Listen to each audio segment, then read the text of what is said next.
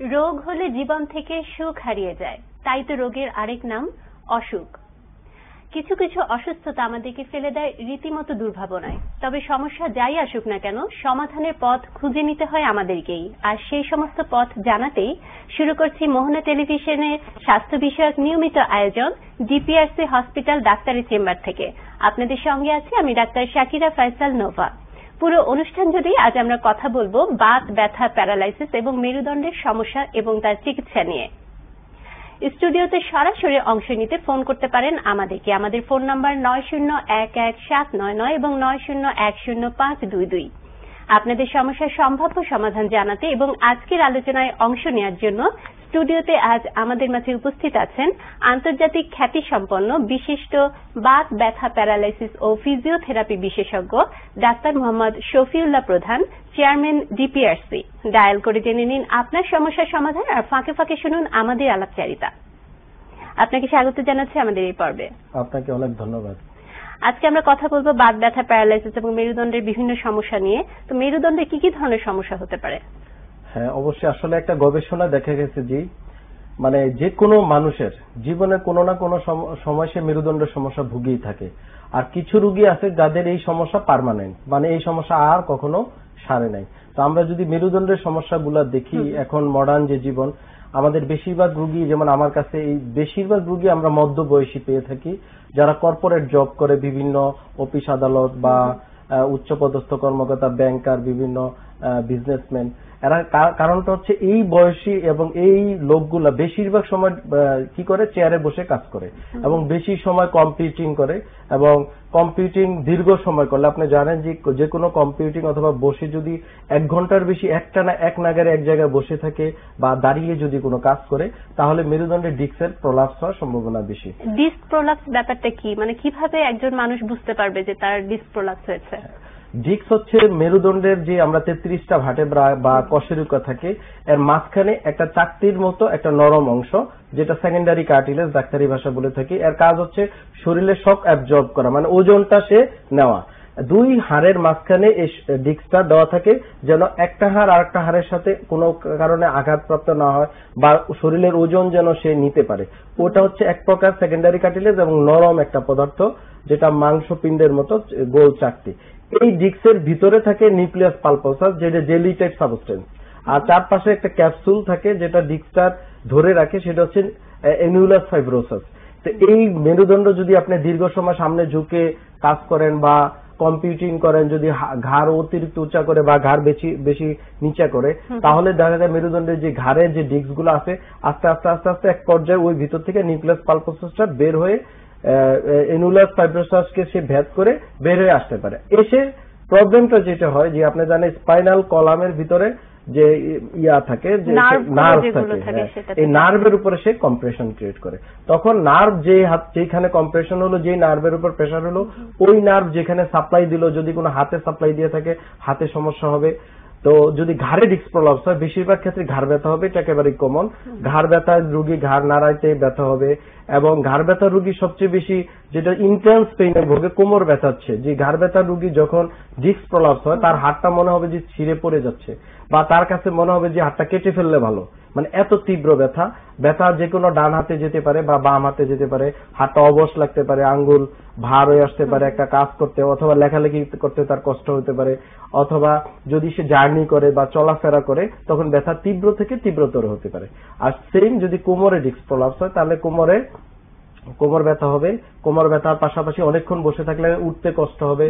আর এই প্রবলেমটা চলতে থাকতে থাকতে এক পর্যায়ে দেখা যায় ব্যথা পায়ের দিকে চলে যেতে পারে, সেটা যে কোনো ডান পা বা বাম পা। কেন এরকম কিন্তু প্রায় দেখা যায় যে পায়ের ব্যথার সমস্যা নিয়ে আসছে, কিন্তু পরে দেখা যায় যে ইনভেস্টিগেশন করে যে আমরা যদি সেটা আমরা ডাক্তারি ভাবে দেখি বা একটা এমআরআই করি সিম্পল কোমরের, তাহলে দেখা যায় যে প্রায় ডিস্ক প্রলাপস হয়। এবং কোমরের যেটা লাম্বার স্পাইনের L4-5 L5 স্যাক্রাল 1, এই 2টা ডিস্ক বেশি ভালনারেবল, মানে বেশি ডিস্ক প্রলাপস হয়ে থাকে। আর ঘাড়ে সার্ভাইকাল 5, 6 এবং 6, 7। তো এই ডিস্ক প্রলাপস হলে রোগী কিন্তু শুরুতে বুঝে না। দেখা যায় প্রাইমারি অবস্থায় কি একটু ব্যথা হয়, হালকা ব্যথা, ঘাড় ব্যথা বা কোমর ব্যথা হয়, হয়তো একটা পেইন কিলার খেয়ে নিল অথবা একটা ওষুধের দোকানে গিয়ে একটা ব্যথার ওষুধ খেয়ে নিল, একটু গরম শেক দিল অথবা একটু রেস্ট নিল, আবার কমে গেল। আবার সে একই কাজ করছে, সে অফিসে গিয়ে আবার সে ঘন্টার পর ঘন্টা বসে একই কাজ করছে। অথবা কেউ কোনো কারণে আঘাত পেলো, প্রাইমারি অবস্থা হয়তো একটু টর্ন হয়েছে, সে বুঝতে পারে না, একটু ব্যথার ওষুধ খেয়ে কিছুদিন রেস্ট নিলে ইমপ্রুভ হয়ে গেল। রোগী কিন্তু আর ডায়াগনোসিস হলো না যে তার কি হলো। বাট একদিন চলতে চলতে এমন হয় যে একদিন যে কি হয়েছে, আগের দিন সে বাসা পাল্টিয়েছিল এক এলাকা থেকে হয়তো আরেক এলাকায় গিয়েছিল, অথবা ভারী কিছু ক্যারি করছিল, অথবা বাথরুমে একটা বালতি টান দিয়েছিল, তারপর থেকে আর রোগী কি নড়তে পারছে না। সে কোমরে এত ব্যথা থেকে পায়ে ব্যথা চলে যাচ্ছে বা পা অবশ অবশ ভাব মনে হচ্ছে। তো এই ডিস্ক প্রলাপস রোগীগুলো একেবারে ক্লিনিক্যাল ফিচার গুলো খুবই সহজ, আমরা খুব সহজে কিন্তু বুঝতে পারি এটা। আমরা আবার এই প্রসঙ্গে আসবো ফোনটি নিয়ে। হ্যালো। হ্যালো, আসসালামু আলাইকুম। ওয়ালাইকুম সালাম। আমি আফরোজা বলছি ঢাকা থেকে, ঢাকা এয়ারপোর্ট থেকে। জি, আপনার প্রবলেমটা হচ্ছে যে 3-4 বছর যাবত আমার মাজাতে ব্যথা। ওই ব্যথাটা তো আমি কোনো উপর হয়ে কোনো কাজই করতে পারি না, প্লাস কোনো কাজই করতে পারি না, প্রচন্ড ব্যথা। এবং সেই ব্যথাটা আস্তে আস্তে আমার পায়ে চলে গেছে, হাঁটুতে কেমন যেন জ্বালা পোড়া হয়, জ্বালার মতো হয় 2 হাঁটুর জায়গায়। তো আমি ডাক্তার দেখিয়েছি, ক্যালসিয়াম প্লাস আমাকে জয়েন্ট প্লাস এটা দিয়েছিল, খাওয়ার পরে কিছুটা ভালো লাগছে, কিন্তু এখন আবার সেই প্রবলেমটা। আপনার বয়স কত হবে আনুমানিক? এজ হচ্ছে 27। জি, আপনি কি জানেন কি কারণে এই সমস্যাটা হচ্ছে, বা এই যে আপনার কোমর ব্যথা, পায়ে যায়, জ্বালা পোড়া করে, এই ব্যথাটা কেন হচ্ছে? ডাক্তার সাহেব কি বলেছে আপনাকে?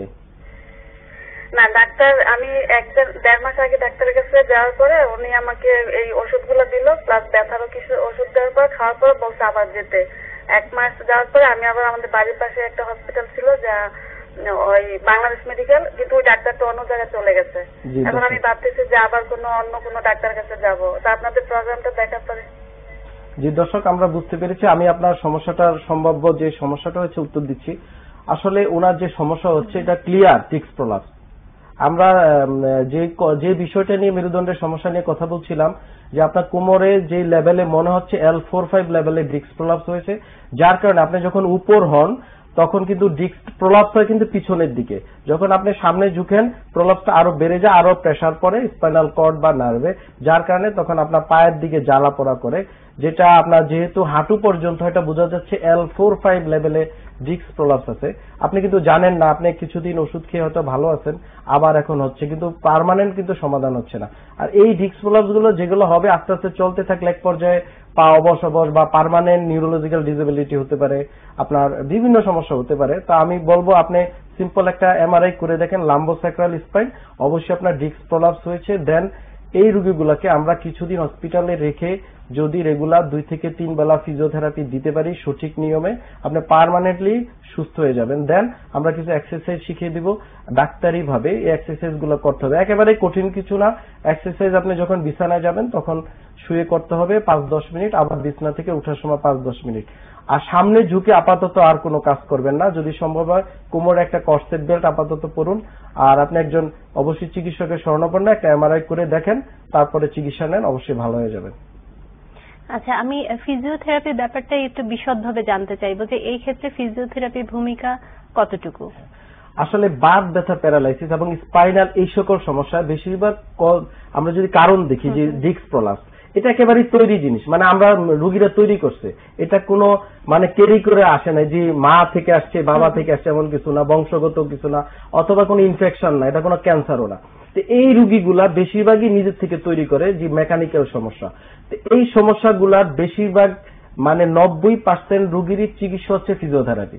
সারা ওয়ার্ল্ডেই এই রোগের চিকিৎসা, আপনি কানাডা, অস্ট্রেলিয়া, আমেরিকা, যাদেরকে আমরা আধুনিক বিশ্ব বলবো, তারা এই রোগের একমাত্র চিকিৎসা ফিজিওথেরাপি দেয়, ওখানে কোনো ব্যথার ওষুধ দেওয়া হয় না। এই রোগের চিকিৎসা একজন দক্ষ ফিজিওথেরাপিস্টের শরণাপন্ন হয়ে যদি সে নেওয়া যায় তাহলে সে ভালো হয়ে যায়। এখন এখানে আপনি যে কথাটা বললেন দক্ষ ফিজিশিয়ান, দক্ষ ফিজিওথেরাপিস্টের কাছ থেকে নিতে হবে, তো অনেকেই কিন্তু এই ধরনের প্রবলেমের কথা বলে যে অনেকদিন ধরে ফিজিওথেরাপি নিচ্ছে কিন্তু ভালো হচ্ছে না। আমার কাছে মনে হয় যে এটাও একটা বড় ব্যাপার যে কার কাছে যাবে, কোথায় গেলে ভালো ট্রিটমেন্ট পাবে। অবশ্যই আপনি জানেন ফিজিওথেরাপিটা একটা বিশাল সাবজেক্ট, এটা বেশিরভাগ চিকিৎসাটাই কিন্তু আমার হাতের কলা কৌশলের উপর নির্ভর করে, আমার দক্ষতা, আমার একাডেমিক এক্সপোজার, তার উপরে আমি কত রুগী হ্যান্ডেলিং করেছি, কত রুগী ভালো হয়েছে এবং আমার কতটুকু এই সাবজেক্টে পড়ালেখা আছে। আপনি এই মেডিকেল সায়েন্সের এই ব্রাঞ্চটা কিন্তু একেবারে মডার্ন মেডিকেল সায়েন্স, যেখানে ব্যথার ওষুধ না দিয়ে চিকিৎসা দেওয়ার মানে পদ্ধতি এবং প্যারালাইসিস রোগের অনেক ক্ষেত্রে একমাত্র চিকিৎসা। তো এই মেরুদণ্ডের সমস্যার রোগীগুলোকে আমরা যখন ফিজিওথেরাপি দেই, অনেক সময় বিভিন্ন সেন্টারে গিয়ে ফিজিওথেরাপি দেয়। প্রথম হচ্ছে রোগ নির্ণয় জরুরি। এখন সব রোগী যে ফিজিওথেরাপি লাগবে এমন কোনো কথা না। তো অনেক সময় দেখা যায় ক্যান্সারের রোগীরও আপনি ফিজিওথেরাপি দিচ্ছেন, তাহলে সমস্যা আরো বাড়ে যাবে। যে রোগী বাঁচত 3 মাস সে বাঁচবে 1 মাস। কারণ ক্যান্সারে যদি আপনি হিট দেন বা কোনো মানে যেটা ইলেকট্রোথেরাপি দেওয়া অথবা ইলেকট্রোম্যাগনেটিক রেডিয়েশন হোক, আল্ট্রাসাউন্ড হোক, যে কোনো হিট দেওয়া হোক, তাহলে ক্যান্সার দ্রুত স্প্রেড করবে এবং রোগীর জীবনের সংকট খুব দ্রুত হয়ে যাবে, যেটা রোগী বাঁচানোর কোনো সম্ভব থাকবে না। সেম যদি টিবি স্পাইন হয়, মেরুদণ্ডের যদি টিউবারকুলোসিস হয়, তাহলে একই সমস্যা, টিবি ব্রাস্ট হয়ে আরো খারাপ হয়ে যেতে পারে, প্যারালাইসিস হয়ে যেতে পারে, কর্ড কম্প্রেশন হয়ে যেতে পারে। তো প্রথমত ইম্পর্টেন্ট হচ্ছে দেশের বাইরে লেখাপড়া করেছেন এবং আপনি দেশের বাইরে দীর্ঘদিন থেকেছেন, চিকিৎসা করেছেন, ওখানকার চিকিৎসা পদ্ধতি সম্পর্কেও জানেন। তো আমাদের দেশের সাথে তাদের কতটুকু পার্থক্য বা আমরা তাল মিলিয়ে চলতে পারছি কিনা এই বিষয়ে জানবো একটা ব্রেক নিয়ে। প্রিয় দর্শক, এবারে নিচ্ছি ছোট্ট একটা বিরতি, ফিরছি কিছুক্ষণের মধ্যে, আমাদের সাথেই থাকুন।